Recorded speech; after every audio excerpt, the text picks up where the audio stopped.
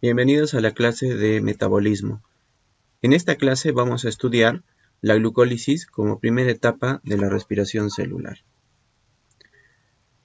Los nutrientes que nosotros necesitamos los ingerimos del alimento. Estos alimentos tienen que pasar por una serie de procesos fisiológicos, como vienen a ser la digestión de los alimentos. Uno de ellos, que es parte de la digestión, viene a ser lo que es mecánico, ¿no? Un proceso mecánico que se da por la masticación, por el movimiento en el estómago, por los movimientos peristálticos en los intestinos, por la deglución de la faringe. Y también tenemos digestión química, que viene a ser un proceso, como su nombre dice, químico, que se da por medio de enzimas, que van dividiendo los compuestos en sustancias más pequeñas para que nuestro cuerpo pueda absorberlos en el intestino, ¿no? Bien. Entonces, si queremos entender la glucólisis, tenemos que comprender que previo a la glucólisis tiene que ocurrir todo esto.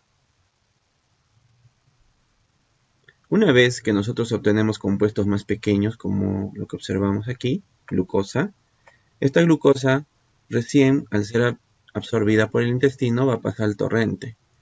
Y al viajar por nuestro torrente sanguíneo, va a tener que llegar a cada una de las células de nuestro cuerpo, ingresar por su membrana y luego situarse en el citosol. Aquí vemos tres glucosas, ¿no? Vamos a hablar de la historia de una de ellas. Aquí en el citosol es el primer y en el único lugar donde tiene que ocurrir la glucólisis, ¿no? Entonces, para recordarlo, vamos a poner aquí que la glucólisis está presente en este mar, ¿no? Es un mar celular, es la parte líquida de la célula, ¿no? Pues la glucólisis se tiene que llevar a cabo aquí. Se llama glucólisis porque justamente va a iniciar con esta molécula, este proceso, esta cadena de reacciones químicas. La primera reacción química que nosotros observaremos es aquella que se lleva por medio de la glucosa con el ATP, ¿no? Entonces, una glucosa que se encuentra en este momento en el citosol, no olvidemos, se va a encontrar con el ATP. El ATP se caracteriza porque tiene 3 grupos fosfato, ¿no? Entonces, estos 3 grupos fosfato pueden desglosarse de la molécula. En este caso, solo uno de ellos se va a desglosar de la molécula. Y ese fosfato va a pasar a ser parte de la glucosa, ¿no? Como observamos aquí. Cuando esto ocurra, el nombre de esta sustancia ya no se va a llamar ATP, sino se va a llamar ADP, adenosindifosfato. Sin embargo, para que ocurran las reacciones químicas dentro de nuestra célula, es necesario que existan enzimas. Y la primera enzima que va a participar aquí es la enzima hexoquinasa. A su vez, también va a ayudarle un agente coenzimático, que es el magnesio iónico, magnesio más 2. De aquí la importancia de muchos especialistas en decir que el magnesio es importante para nuestro cuerpo, ¿no? Porque ayuda a que estas reacciones químicas se puedan llevar a cabo dentro de nuestro cuerpo. Ahora bien, una vez que ha ocurrido este acoplamiento del grupo fosfato en la glucosa, el nombre de esta molécula se llama glucosa 6-fosfato, que es la primera evolución de la glucosa. En la segunda reacción, porque son 10 recordemos, la glucosa 6-fosfato, acción de la enzima fosfoexosa isomerasa, se va a reordenar. Es decir, va a cambiar de modelo, ¿no? Pero con las mismas piezas, con los mismos elementos, con la misma cantidad de elementos, con el mismo fosfato, solo que se va a reordenar. Y vamos a obtener una figura, como vamos a observar aquí, ya no de 6, sino de 5. Entonces, ya no es glucosa, sino es fructosa, que viene a ser como un primo cercano de la glucosa, ¿no? Ambos son glúcidos, ambos pertenecen a la misma familia, pero su orden, su estructura, su forma es distinta, ¿no? Pero contienen lo mismo. Lo que sí se mantiene es que la glucosa 6-fosfato, perdón, que el fosfato va a continuar en el carbono número 6, lo mismo que en este lado. Entonces, solamente hemos cambiado esta parte del nombre. A su vez, la enzima fosfoexoisomerasa estará acompañada nuevamente del agente magnesio, un agente coenzimático. Entonces, cuando hablemos de un isómero, es como hablar de diferentes modelos, pero con las mismas piezas. En la tercera reacción, una fructosa 6-fosfato va a recibir la visita de un nuevo ATP. Y este ATP nuevamente le va a dar uno de sus fosfatos. Y se va a transformar en lo que es ADP. Nuevamente la enzima que va a mediar esto es la hexoquinasa acompañada del agente coenzimático magnesio. Al tener un nuevo fosfato, la nueva estructura va a ser de esta forma. O sea, voy a tener ahora un fosfato en el carbono 6, que ya estaba desde el inicio, y ahora también en el carbono número 1. Por eso el nombre de este compuesto va a ser fructosa 1,6-difosfato.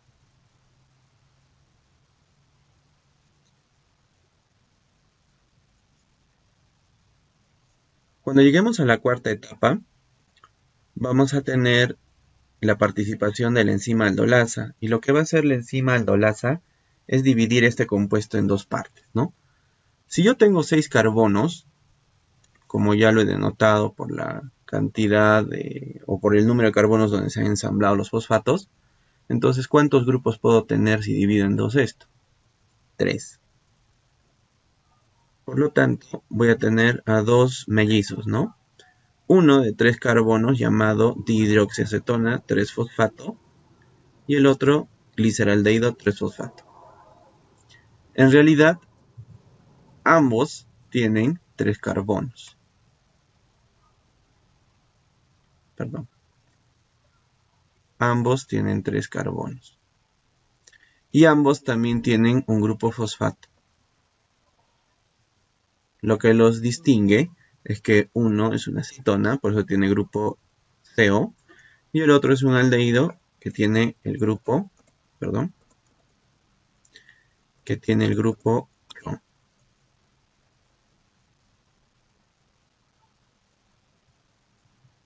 Un momento, nos hemos adelantado en las diapositivas. Bien, entonces uno tiene el grupo CO y otro tiene el grupo CO, aquí, ¿no? Sin embargo, para poder continuar nuestra serie de 10 reacciones, uno de ellos tiene que cambiar a su gemelo, o sea, a su mellizo, ¿no? Entonces va a ocurrir la quinta reacción, donde la dihidroxiacetona 3-fosfato, que se encuentra al lado del gliceraldehído 3-fosfato, tendrá que transformarse a su mellizo. Es decir, si este compuesto quiere continuar con la sexta, séptima, octava, novena y décima reacción, debe convertirse en su acompañante. Y para ello va a ocurrir una breve reacción que voy a detallar aquí.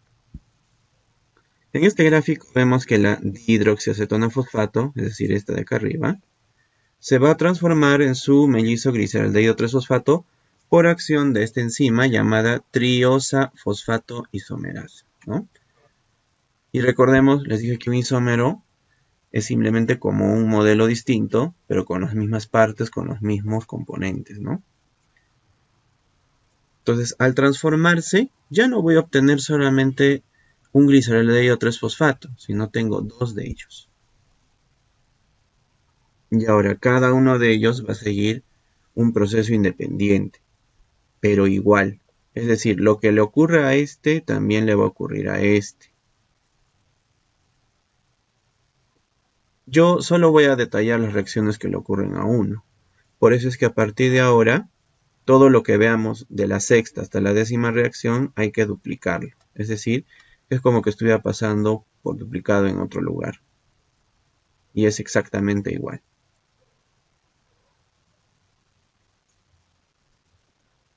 En la sexta reacción, al gliceraldehído 3-fosfato le va a adicionar fósforo inorgánico. El fósforo inorgánico es un fósforo proveniente de la alimentación, fósforo que se encuentra circulando en nuestro cuerpo. Es decir, es un fósforo que no le pertenece al ATP. Además, también va a entrar en escena una coenzima llamada NAD, que es el nicotinamina adenin dinucleótido. Esta coenzima es un aceptor de iones hidrógeno, ¿no? Y vamos a observar, antes que nada, aquí los hidrógenos de estas zonas. Si la reacción me está diciendo que estos dos compuestos se deben unir, entonces yo no los puedo unir así como están.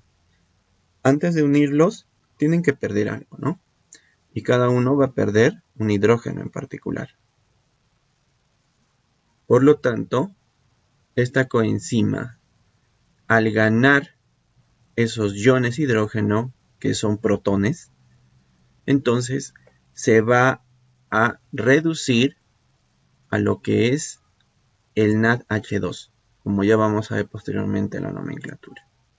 Entonces miren, han desaparecido, NAD capta esos dos y se transforma en NADH2. Y ahora tendríamos al compuesto unido de esta forma, ¿no? Cuando se unen ambos, ya no se llaman gliceraldehído 3-fosfato ni fósforo inorgánico, sino se van a llamar 1,3-difosfoglicerato.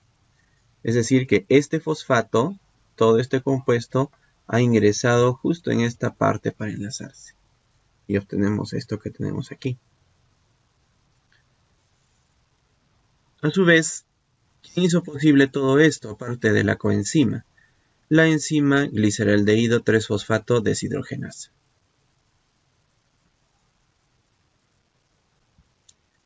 Bien, entonces aquí hemos obtenido por primera vez un combustible que en el futuro nos va a ayudar a formar más ATP, el NADH2.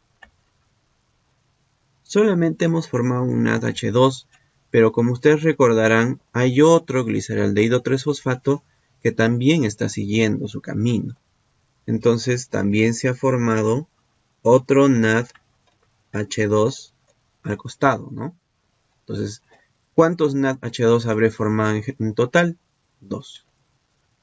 Esto es importante que captemos porque de esto depende el conteo de ATPs al final de la respiración celular. En la séptima reacción, el 1,3-difosfoglicerato va a encontrarse con el ADP. Recuerden los ADPs en qué reacciones se formaron. Esos ADPs van a volver para reclamar lo que nos habían prestado. Y lo que nos han prestado son los fosfatos, ¿no? En este caso, este ADP nos va a reclamar uno de estos fosfatos para volverse a transformar en ATP, dando nuestra molécula de esta forma. O sea, se ha llevado este fosfato. Ya no lo vemos aquí, ya no está. Y ahora ya se llama 3-fosfoglicerato, simplemente.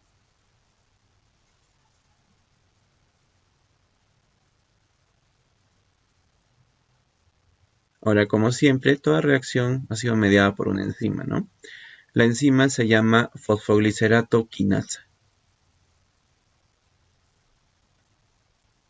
Hasta aquí démonos cuenta que las enzimas son totalmente importantes, que nuestro cuerpo no hace nada sin ellas y que por lo tanto un fallo en la producción de alguna enzima sería fatal para nuestro metabolismo y por lo tanto podríamos morir porque el ATP es parte de lo que nosotros necesitamos para realizar nuestras funciones vitales.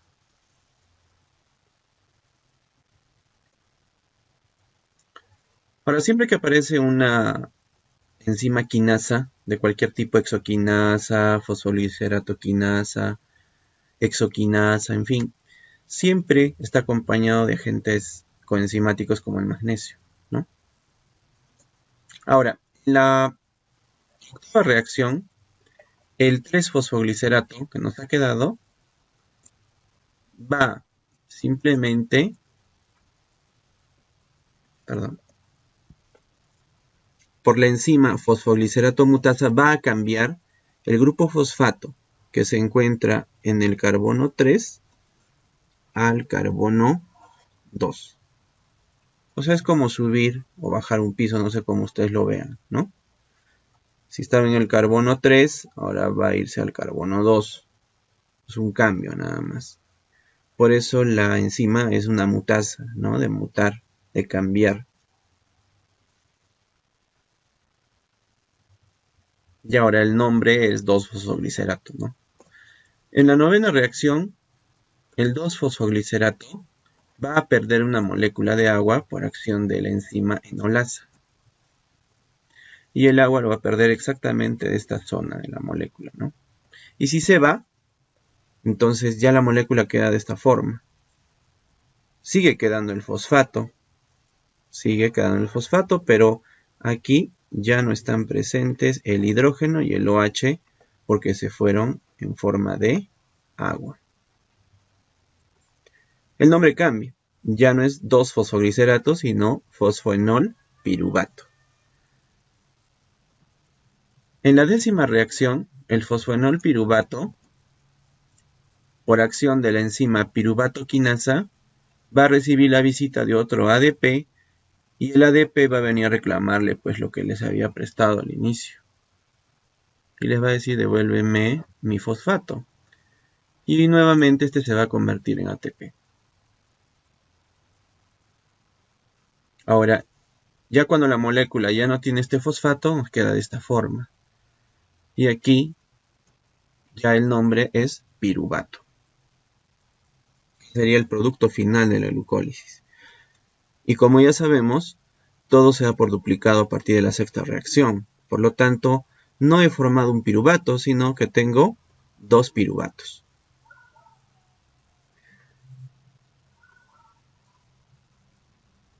Ahora bien, hay algo que aclarar.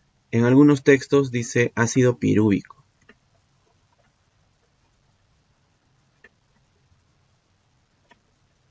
Esto tiene una diferencia por algo en la estructura del piruvato, ¿no? Cuando hablamos de ácido, un ácido orgánico tiene el grupo COOH. En este caso solo tengo como COOO, pero no tengo el H. Es como que faltara el H aquí.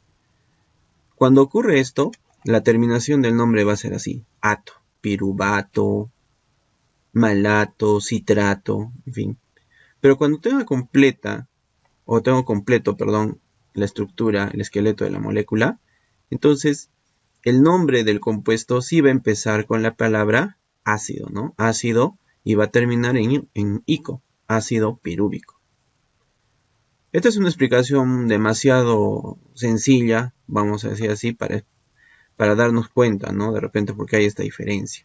El ácido pirúvico y el piruvato en realidad son lo mismo, solamente se diferencian por el hidrógeno que deben tener en el grupo. Y eso a veces hace pensar de que sean cosas distintas, ¿no? Pero en realidad podemos decirlo así o podemos decirlo así y va a estar correcto. Entonces hay libros que lo toman por esta nomenclatura, hay libros que lo toman por esta. Pero tiene que ver justamente con esto, ¿no? Muy bien, hasta aquí entonces el tutorial de lo que viene a ser glucólisis. Pasaremos al tutorial posteriormente de lo que es el ciclo de Krebs y posteriormente al tutorial de lo que es la cadena respiratoria. Gracias.